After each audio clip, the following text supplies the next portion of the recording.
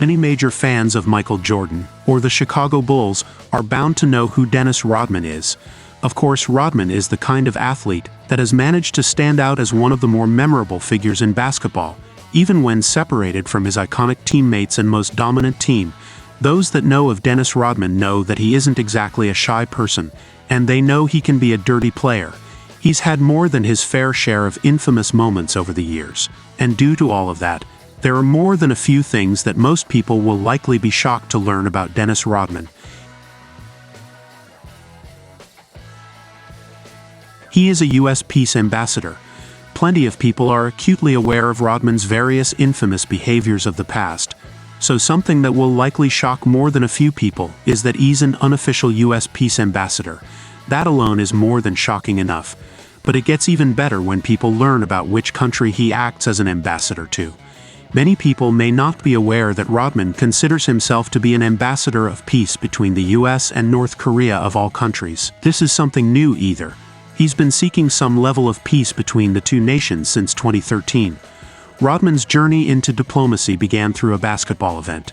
In 2013, he visited North Korea as part of a basketball exhibition organized by Vice Media and the Harlem Globetrotters. During this visit, he met Kim Jong-un, a known basketball fan and follower of the Chicago Bulls, a team Rodman played for during his NBA career. Kim and Rodman quickly formed a unique bond, with Rodman even referring to Kim as a friend for life. Since then, he has made multiple visits to North Korea fostering this friendship. He visits North Korea regularly. Thanks to his unofficial ambassador duties, Rodman actually visits the generally secluded North Korea relatively often when compared to literally anyone else. Most people are aware that visiting North Korea isn't the easiest thing for the average person, but Rodman seems to be quite welcome there. He's said that they love basketball there, and he's made trips to not only play but also to help their players train. It's certainly a shock, but Rodman seems to take his visits there quite seriously, and does seem interested in helping, especially in a high-profile incident involving a prisoner. Each of Rodman's visits has been informal and seemingly non-political, but they have nonetheless stirred worldwide interest and speculation. He has often described his role as that of a sports ambassador or peacemaker. During his visits, Rodman engages in activities like basketball demonstrations, casual discussions, and visits to local landmarks and schools. He has met with Kim Jong-un in private settings, and they've even been seen watching basketball games together. This has generated curiosity and controversy, as North Korea remains one of the world's most isolated and authoritarian regimes. There are rumors he's a CIA agent. Since the situation with Rodman and North Korea is so hard to believe, many people have taken on the belief that he is actually some kind of unofficial government agent. Some say that Rodman goes to North Korea on the CIA's behest in order to aid with tense situations and gather intel. While that does sound far-fetched, the idea behind it all is that they love basketball there, and Rodman having an interest in their culture allows the US to slip an agent in the form of a celebrity. While it's probably untrue, it is interesting to think about. These frequent visits and Rodman's uniquely close relationship with one of the world's most isolated leaders sparked speculation that he may be working unofficially as an intermediary for the U.S. government. In 2014, Rodman helped secure the release of American missionary Kenneth Bae, detained in North Korea, leading many to wonder if his ties to the country had strategic diplomatic purposes. During his 2018 visit, amid rising tensions on the Korean peninsula, Rodman even gave a cryptic comment about his role: "I think if I go back, things can still get done." He was also a pro wrestler. Dennis Rodman has been a lot of things, and a pro wrestler was one of them. He didn't just make a small appearance to promote something else either. As Rodman was a frequent part of WCW storylines for a few years, he was never regarded as the most amazing wrestler in the world, but his work saw him getting moments alongside names like Hulk Hogan, Sting, Randy Savage, and Lex Luger.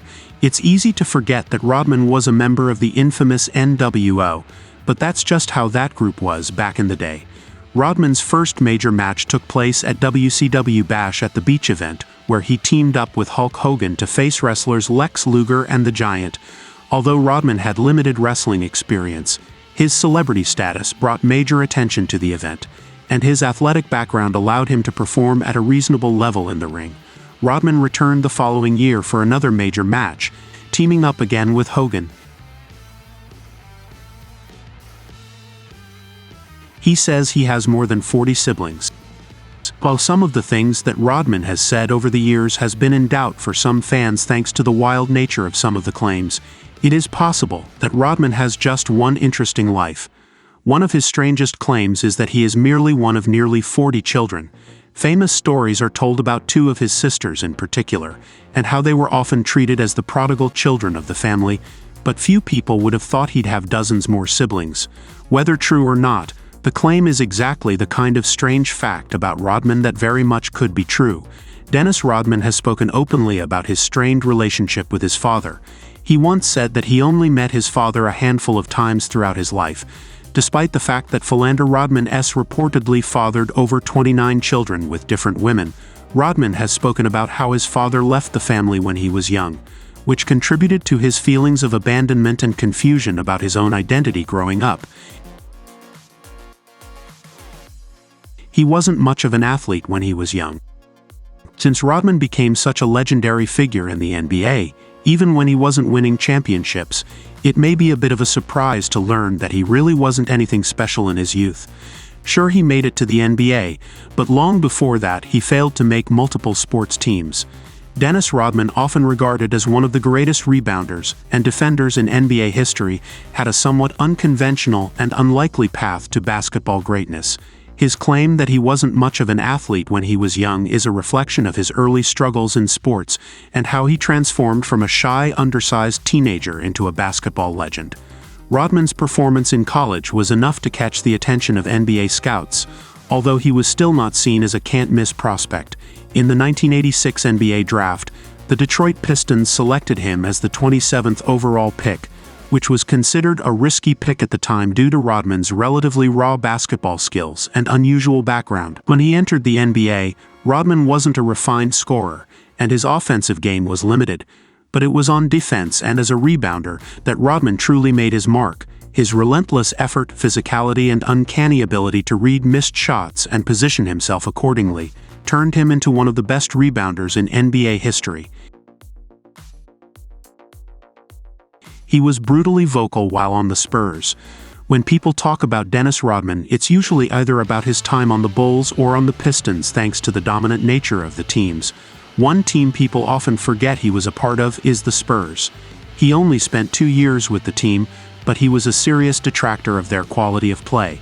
Coming off a 2-time championship-winning team, Rodman had no issue blasting all of the Spurs, from players to coaches, whenever they weren't living up to his high standards of play. Rodman was traded to the Spurs from the Detroit Pistons in a deal that sent Sean Elliott to Detroit in 1993. At the time, Rodman had already established himself as one of the best rebounders and defenders in the league, having won 2 NBA championships with the Pistons. But his antics and personality were beginning to create friction with Pistons management, and the trade to the Spurs was seen as a fresh start for him.